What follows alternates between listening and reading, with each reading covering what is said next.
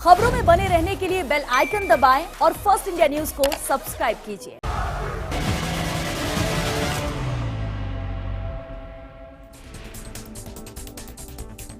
Break के बाद एक बार फिर आपका स्वागत है। कोरोना वायरस से निपटने के लिए देश में एक बार फिर से लॉकडाउन लागू कर दिया गया है। अब लॉकडाउन 5.0 का नया नाम अनलॉक 1.0 है। गृह मंत्रालय ने गाइडलाइंस जारी कर दी हैं। कंटेनमेंट जोन के बाहर सरकार की ओर से चरणबद्ध तरीके से छूट दी गई है। सरकार ने धार्मिक स्थल, होटल, सैलून, रेस्टोरेंट खोलने की इजाजत दे दी है। फिलहाल 1 जून से 30 जून तक अनलॉक 1.0 रहेगा और कंटेनमेंट जोन में सख्ती भी जारी रहेगी।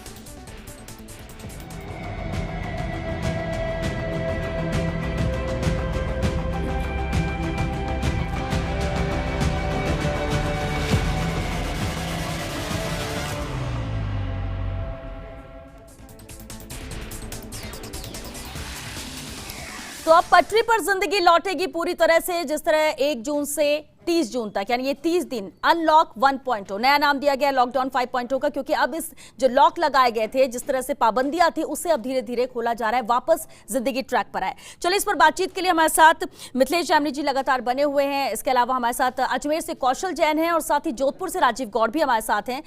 राजीव, सबसे पहले आपका ही रुख करेंगे। अब ये इंतजार सभी को था कि 31 मई के बाद क्या होगा, ये साफ हो चुका है। ये अनलॉक 1.0 है, बहुत सारी रियायतें दी गई हैं जिस तरह से लोग उम्मीद कर रहे थे। क्या रिएक्शंस आ रहे हैं इससे लेकर?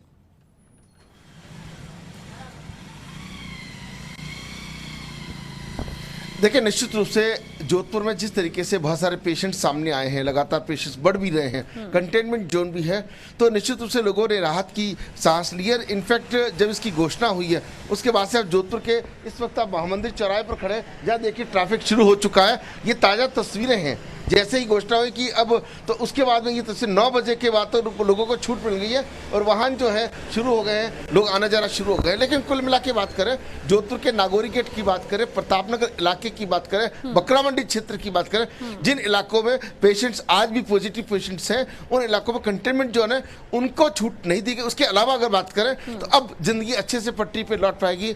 होटल्स हैं, सैलून्स हैं, वो खुल सकेंगे। धार्मिक स्थल 8 जून के बाद में खुलेंगे। लेकिन जिस तरह से राज्य सरकार पे खूब सारी बातें छोड़ी गई है, तो राज्य सरकार पर निर्भर करेगा बाकी शिक्षण संस्थाएं वगैरह किस तरह से खोलना। जी बिल्कुल, राज्य सरकार पर भी छोड़ा गया है कि कुछ फैसले राज्य सरकार भी ले सकती है अपने राज्य की स्थिति के हिसाब से। कौशल का रुख कर लेते हैं। कौशल, अजमेर में भी हम जिस तरह से रोजाना बात भी कर रहे थे, कैसे स्थिति है, किस तरह से पॉजिटिव केसेस आ रहे हैं, लोग क्या उम्मीदें कर रहे हैं। अब जबकि अनलॉक 1.0 है, यानी कि बहुत सारी रियायतें मिल चुकी हैं, बहुत सारी ऐसी चीजें जिसमें धार्मिक स्थल भी शामिल हैं, वो खुल सकेंगे 8 जून से। क्या रिएक्शंस लोगों के हैं इन गाइडलाइंस के ऊपर?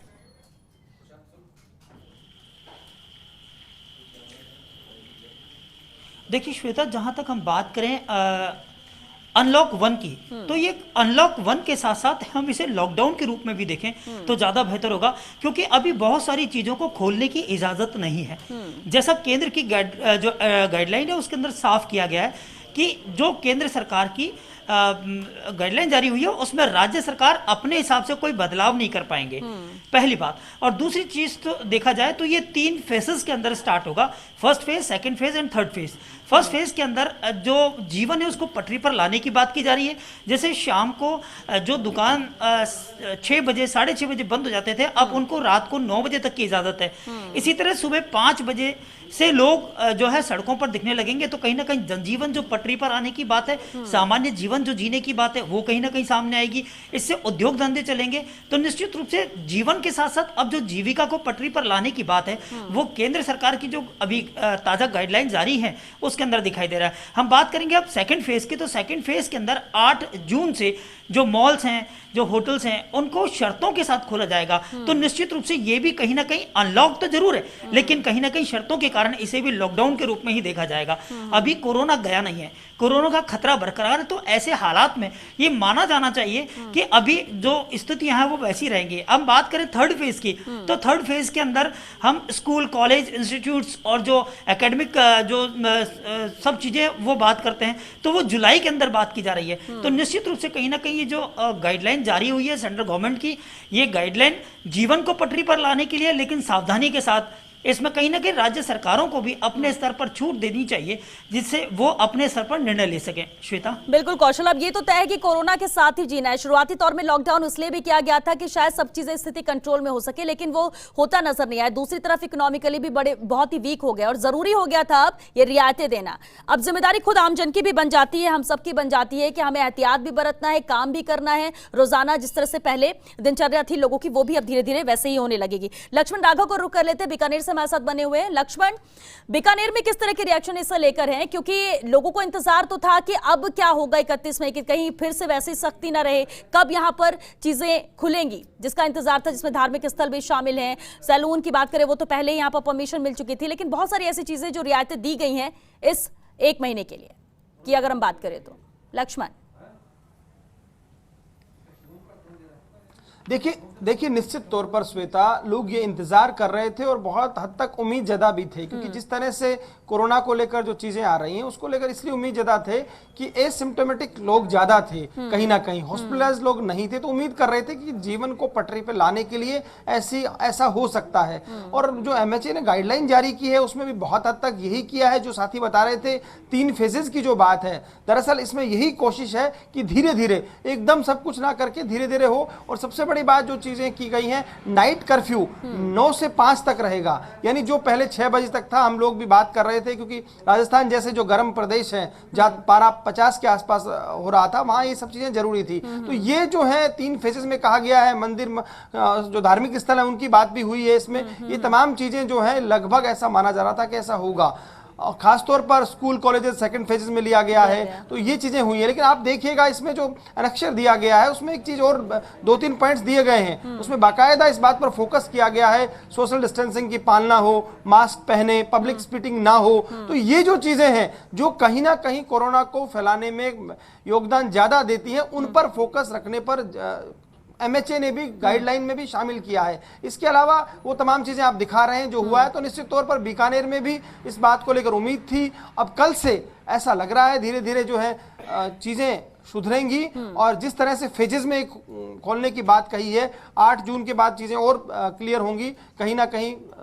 तो मुझे लगता है एक कोशिश है कि हम कोरोना के साथ जीना सीखें, उसके लिए किस तरह से अर्थव्यवस्था को भी सुस्त ना पड़ने दिया जाए, उसकी गति भी बरकरार रहे। इसके लिए ये जो है लॉकडाउन के बाद अनलॉक 1.0 जिसे कहा जा रहा है, वो अपने आप में महत्वपूर्ण है। बिल्कुल। चलिए, दिल्ली ब्यूरो चीफ अदिति नागर भी हमारे साथ जुड़ गए हैं। अदिति, अब ये जरूरी हो गया था कि रियायतें दी जाए, जो चीजें बहुत टाइम से लॉक है उनमें भी छूट दी जाए, और सबसे अहम बात ये हो जाती है कि आखिर एक राज्य से दूसरे राज्य में जाने के लिए आपको परमिशन नहीं लेनी पड़ेगी, कोई कहीं भी जा सकता है। अदिति, इस पर आपसे बातचीत करेंगे, लेकिन इसलिए चर्चा को आगे बढ़ाते हैं। हमारे साथ राजनीतिक विश्लेषक मिथिलेश जामनी जी लगातार बने हुए। मिथिलेश जी, इंतजार सभी को था इसे लेकर, कई बड़े फैसले लिए गए, जैसे धार्मिक स्थलों की बात की जाए कि वो कब खुलेंगे। हर कोई ये चाहते कि कई ऐसे परिवार जो मंदिर पर निर्भर करते हैं, मंदिरों को भी खोलना चाहिए, और भले ही उस तरह की सख्ती हो, कुछ गाइडलाइंस हो जिसकी पालना करते हुए। वो इंतजार लगभग खत्म हुआ जब 8 जून कहा जा रहा है। इसके अलावा एक बड़ा फैसला जो अब कोई कहीं भी जा सकता है, लेकिन सवाल उठता है कि उनको क्वारंटीन करने को लेकर क्या रहेगा नियम, किस तरह से लोग, या फिर अब खुद के ऊपर है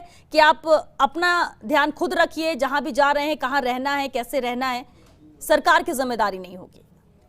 देखिए श्वेता जी, इसमें इंपॉर्टेंट चीज है कि जान है और जहान दोनों को पटरी पे लाने का प्रयास किया गया है। और इसके अलावा जो अलग कंट्री जिनमें कोरोना हुआ उनकी सबकी स्टडी करके ये अनलॉक 1 लॉन्च किया गया है।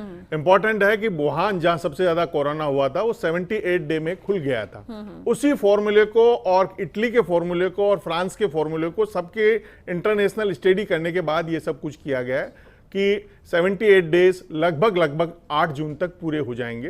तो उसके बाद एग्जाम्स रखे गए हैं क्योंकि जो बच्चों से रिलेटेड है। तो इसमें एक जो इंपॉर्टेंट चीज है कि किसी भी देश की अगर एजुकेशन सिस्टम कोलैप्स हो जाएगा तो पूरी कंट्री कोलैप्स हो जाएगी।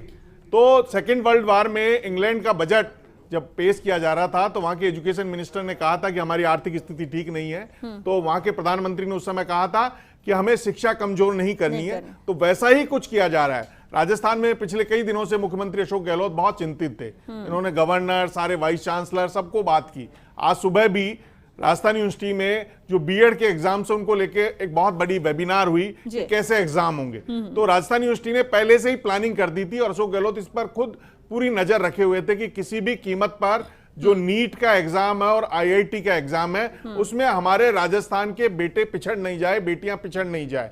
इसीलिए वो किसी भी कीमत पर चाहते थे कि जो 15 जुलाई तक CBSE के एग्जाम है, 18 से 23 तक IIT के एग्जाम है और 26 को नीट का एग्जाम है, उससे पहले हमारे जो बच्चे हैं राजस्थान बोर्ड के, वो 12वीं की परीक्षा दे दे। इस पर उन्होंने राजस्थान माध्यमिक शिक्षा बोर्ड के चेयरमैन से भी कई बार बात की थी, एजुकेशन मिनिस्टर गोविंद डोटासरा से भी बात की थी और खुद पूरी नजर बनाए हुए थे और उसी का परिणाम है कि आज ये फैसला हो गया। तो एक तो ये एजुकेशन सिस्टम के लिए बहुत इंपॉर्टेंट है क्योंकि 9 लाख बच्चे IIT का एग्जाम देंगे, ऐसे ही नीट का एग्जाम देंगे, तो राजस्थान का हिस्सा पीछे नहीं रह जाए, इस पर बहुत काम किया गया है। लेकिन एक बहुत बड़ी इंपॉर्टेंट चीज ये है कि जो कोरोना के साथ जिंदगी जीनी है, कोरोना का जो फियर एक पैदा हो गया है, उसे आम जन के मन से निकालने का प्रयास है अनलॉक 1।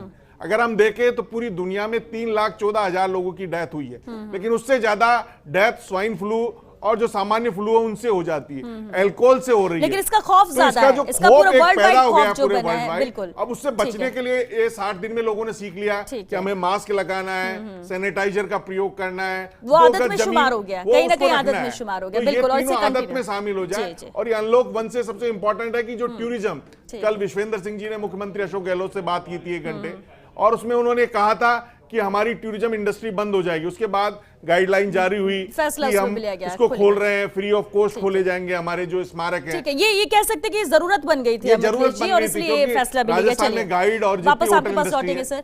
अदिति नागर का रुख कर लेते हैं, दिल्ली ब्यूरो चीफ अदिति नागर हमारे साथ जुड़ गई हैं। अदिति, ये अब जरूरत बन चुकी थी कहीं ना कहीं कि इसे अब सब चीजें ओपन करनी ही पड़ेगी, लेकिन अब कितनी बड़ी चुनौती सरकार के लिए रहेगी? क्योंकि इससे पहले भी मुख्यमंत्री अशोक गहलोत ने ये बात जरूर कही थी कि लॉकडाउन हम एक के बाद एक लगाते जाएंगे, ठीक है, लेकिन इसे खोलना ज्यादा मुश्किल, ज्यादा चुनौतीपूर्ण रहेगा, क्योंकि अब धार्मिक स्थल खुलेंगे, रेस्टोरेंट खुलेंगे, कैसे सोशल डिस्टेंसिंग की पालना होगी? तो आपको नहीं लगता कि अब बड़ी चुनौती रहेगी सबके लिए?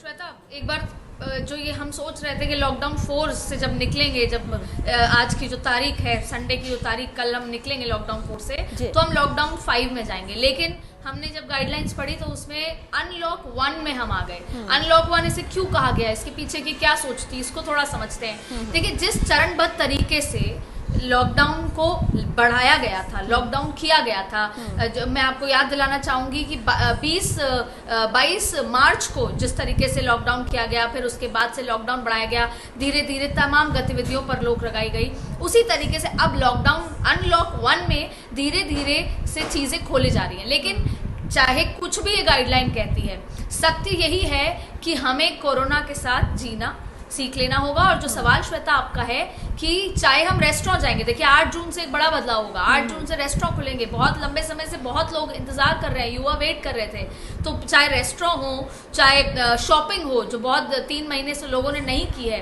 और उस तमाम तरीके की चीजें जो 8 जून से बहुत बड़ा बदलाव पिछले 3 महीने बाद देखने को मिलेगा, तो उसमें क्या चीजें हमको ध्यान रखनी है? जाहिर तौर पे मास्क, ग्लव्स, सोशल डिस्टेंसिंग, लेकिन इसकी पालना कैसे हो पाएगी? शायद यही वजह है कि जो खास तौर पे चाहे दुकानों में ये कह दिया जाएगा कि केवल 2 से 3 लोग ही एक टाइम पे अंदर जा सकते हैं। शॉपिंग करने का टाइम आपको केवल 12, 15, 25 मिनट ही दिया जाएगा, उसके बाद आपको बाहर निकलना होगा। बहुत सारी चीजें चरणबद्ध तरीके से ही होंगी। और सड़कों पे भी अगर आप कहीं जा रहे हैं, मंदिर जा रहे हैं, तो उसके लिए सोशल डिस्टेंसिंग की लाइन होगी। तो देखिए, जीवन में बहुत बदलाव आएंगे। और अब मैं आपको 8 जून के बाद जो फेज 2 है, जो चरणबद्ध, उसमें स्कूल्स की बात होगी, सारे स्टेक होल्डर्स से बात होगी, जिसमें पेरेंट्स को से भी पूछा जाएगा। और ये मैं जुलाई की बात कर रही हूँ, क्योंकि ये जो लॉकडाउन है ये 1 से 30 तारीख तक है। और सिर्फ अगर लॉकडाउन माना जाए तो केवल कंटेनमेंट जोन में है। आप मुझे श्वेता से मिलने आना है तो मुझे ई टिकट की जरूरत नहीं है, मुझे एक राज्य से दूसरे राज्य में जाना है तो मुझे किसी पास की जरूरत नहीं है। तो आप ये देख सकते हैं, सामान्य जीवन शुरू होगा 1 जून से, 8 जून से वो बेहद सामान्य हो जाएगा, हम शायद पुराने जमाने में चले जाएंगे। लेकिन ये सत्य नहीं है, क्योंकि हमारी जीवन शैली में बहुत बदलाव होगा, हमारे तौर तरीकों में बहुत बदलाव होगा। अगर ऐसा नहीं होता तो वो आपके, हमारे सोसाइटी और इस देश और अब दुनिया के लिए बहुत खतरे वाला होगा। लेकिन हवाई यात्राओं पे अभी भी फेज 3 में विचार किया जाएगा, स्विमिंग पूल, जिम में अभी भी फेज 3 में विचार किया जाएगा। तो देखिए, ये जो गाइडलाइन आई है वो 30 जून तक के लिए आई है। लेकिन सबसे बड़ी बात है कि सवाल ये है कि क्या लोगों पर छोड़ दिया है? कि कोरोना के साथ जियो, आपका जीवन है, आप कैसे इसको गुजर बसर करते हैं। तो बेसिकली इस लॉकडाउन से ये समझ आ रहा है कि जीवन को रोका नहीं जा सकता, सब 3-4 महीने से ज्यादा घर में बैठ नहीं सकते।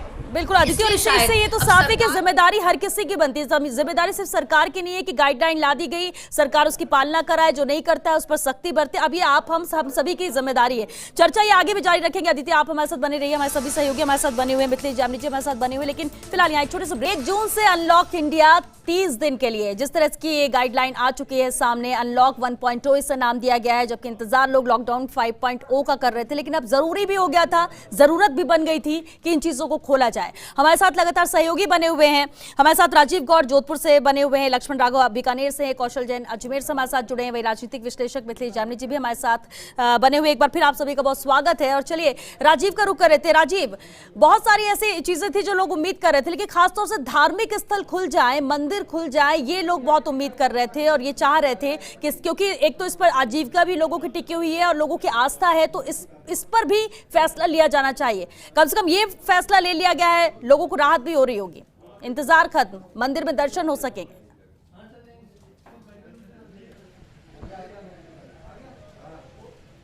देखिए, निश्चित रूप से 8 जून के बाद में इस पर छूट मिलेगी, लेकिन जिस तरह से शनि धाम के महंत पंडित हेमंत बोरा ने मांग उठाई थी, मुख्यमंत्री को, प्रधानमंत्री को, दोनों को पत्र भी लिखा था, और शनि अमावस्या भी चली गई तो लोगों को बड़ी निराशा लगी कि वो दर्शन नहीं कर पाए। तो ऐसे में चुनौतियां तो खूब सारी है, लोगों को ध्यान रखना पड़ेगा, सोशल डिस्टेंस का ध्यान रखना पड़ेगा और कहीं ना कहीं मास्क लगा के ही जाना पड़ेगा। लेकिन धार्मिक स्थलों के अलावा जिस तरह से होटल खुल जाएंगे, सैलून खुल जाएंगे, वो राहत मिलेगी। कर्फ्यू का टाइम जो है वो रात को 9 बजे से लेकर सुबह 5 बजे तक का हो गया, तो लोग जो दुकानदार हैं वो समय अपनी दुकानें बंद करके जा सके। निश्चित रूप से चाहे चर्च की बात करें, मस्जिद की बात करें, मंदिर की बात करें, धार्मिक स्थलों पर 8 जून के बाद जो छूट मिलेगी, निश्चित रूप से लोग इंतजार कर रहे थे। आराधना का अपना महत्व होता है, घरों पर बैठ के लोग माला जप रहे थे। जिस तरीके से अभी ईद गई है तो घरों पे उन्होंने सब लोगों ने, लेकिन सावधानी जरूरी है। अगर सावधानी नहीं बरती तो वापस पहले जैसे हालात से लोगों को ही समझना पड़ेगा कि हमें कोरोना के साथ जीना है। जी बिल्कुल। लक्ष्मण, अब क्योंकि होटल रेस्टोरेंट्स भी यहाँ पर खुल जाएंगे और खुलेंगे तो निश्चित तौर पर लोग इंतजार करें, 2-2.5 महीने से घर पे पैक होकर रह गए हैं, इंतजार किया जा रहा था, वो भी होगा। लेकिन एक बड़ी चुनौती के तौर पर इसे देखना भी होगा कि सोशल डिस्टेंसिंग भी बना के रखना है, होटल भी क्या उन गाइडलाइंस की पालना कर रहे हैं या नहीं, क्योंकि इसे स्प्रेड होने से रोकना है, ना कि किसी के माध्यम से स्प्रेड हो, ये ऐसा देखने को मिले। दोनों चीजें हैं। देखिए, ये बात सही कह रही हैं आप, ये बिल्कुल ठीक बात कही आपने, होटल्स वगैरह में मॉनिटरिंग सिस्टम हो। लेकिन देखिए, आप इस बात को भी समझिए कि ये जो लॉकडाउन इतने दिनों महीनों रहा, इसके पीछे मकसद यही था कि लोग सीख जाएं कि कोरोना में कैसे जीना है। अब ये संभव नहीं है कि हर व्यक्ति के पीछे एक कांस्टेबल खड़ा कर दिया जाए और आप कोरोना के नियमों का पालन करें। ये हमें जीवन शैली में लाना पड़ेगा और इसका तरीका खुद ही ढूंढना पड़ेगा कि हमें सोशल डिस्टेंसिंग का पालन खुद करना है, चीज़ों को खुद अडॉप्ट करनी है। इसलिए ये बात ठीक है कि जो इंस्टीट्यूशनल मॉनिटरिंग है वो भले ही हो, चाहे होटल की बात करें, कंपनियों की बात करें, प्रोडक्शन जहां होता है उनकी बात करें, लेकिन व्यक्ति को खुद जो है स्व अनुशासन जिसे कहते हैं श्वेता, वो कहीं ना कहीं जीवन में लाना पड़ेगा कोरोना को लेकर, और यही इसका उपचार है, यही इसका इलाज है, बाकी कोई इलाज है भी नहीं। और यही इसमें अगर हम देखें फेज 1, 2, 3 जो अजमेर से साथी बात कर रहे थे, बिल्कुल ठीक बात कह रहे थे कि पटरी पे लाने की कोशिश धीरे धीरे है। 8 जून से मंदिरों की बात की गई है, उसके बाद ये कहा गया है कि जुलाई 2nd फेज में जो बात है कॉलेज स्कूल्स को लेकर, उसमें जुलाई में ये राज्य सरकारें फीडबैक देंगी, यूनियन टेरिटरी फीडबैक देंगी कि वहां क्या स्थिति है, और उसके बाद जुलाई में इस पर फोकस होगा। और फिर जो 3rd जो लास्ट है, जिसमें इंटरनेशनल खास तौर पर फ्लाइट्स हैं उनको चालू करने की बात है, मेट्रो की बात है, वो उसका वो है। तो कहीं ना कहीं पड़ाव बड़े सावधानी से चुने गए हैं और मुझे लगता है स्व अनुशासन ही कोरोना को भगाने में मदद करेगा। ये सबसे जरूरी चीज है। बाकी विकल्प जो है सरकार ठीक है करेगी, सरकार का काम है, बिल्कुल, और वो सरकार अपनी ड्यूटी कर रही है। लेकिन ये बिल्कुल सही बात है कि खुद समझना होगा, खुद भी जिम्मेदारी लेनी होगी, खुद में ही इसकी पालना करना जरूरी होगा। अब कोई करवाएगा नहीं आपसे कि ये करना जरूरी है। कौशल का रुख कर रहे थे। कौशल, अजमेर की हम बात करें, वहां पर क्योंकि दरगाह भी है, पुष्कर धाम भी है, अब धार्मिक स्थल खुल रहे हैं और ऐसी जगह है ये जहां पर पैर रखने की भी जगह नहीं होती है। ऐसे में बहुत मुश्किल और चुनौतीपूर्ण रहेगा वहां पर प्रशासन के लिए भी इसकी पालना कराना, क्योंकि देखना तो होगा, ऐसे ही लोगों को छोड़ा नहीं जा सकता है।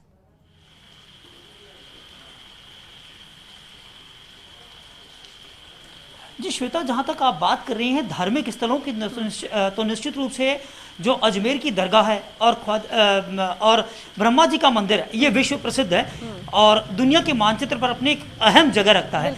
ऐसे हालात में यहाँ पर प्रति वर्ष हर साल लाखों जो पर्यटक हैं या लाखों जो श्रद्धालु हैं उनका आना रहता है। मैं आपको एक बात याद दिलाना चाहूँगा कि हमारे फर्स्ट इंडिया के जेसी शो के अंदर भी ये बात सामने आई थी कि लॉकडाउन 5 भी होगा, 6 भी होगा।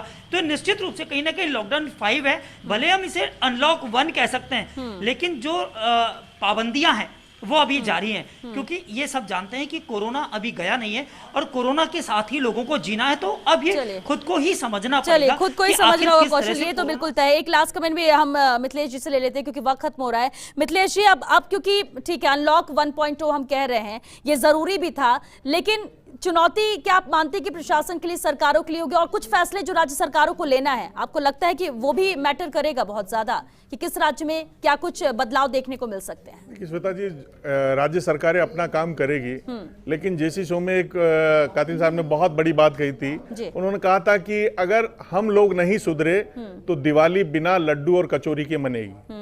तो आज इंपॉर्टेंट चीज यह है कि हमको सुधरना है, इस फियर से निकलना है, और जो एक साइकोलॉजिकल प्रेशर क्रिएट हो गया है, जो महिला आयोग की रिपोर्ट है कि डोमेस्टिक वायलेंस बढ़ गई है, बुजुर्ग लोग मानसिक तनाव में हैं, सुसाइड केस बढ़ रहे हैं, तो एक जो फियर बन गया उससे निकालने के लिए एक पॉजिटिव न्यूट्रिशन दिया है गवर्नमेंट ने, इसमें कोई शक शुबा नहीं है।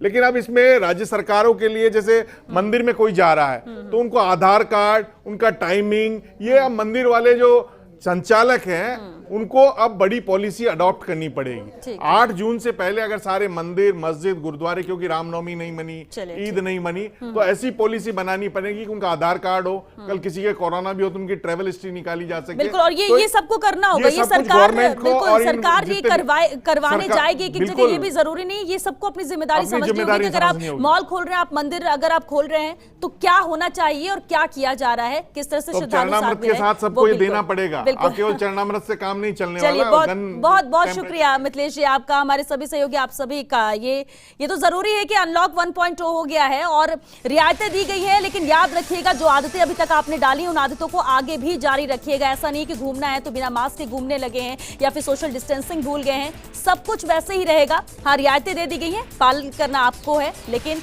एहतियात के साथ। चलिए इसी के साथ दीजिए इजाजत, नमस्कार।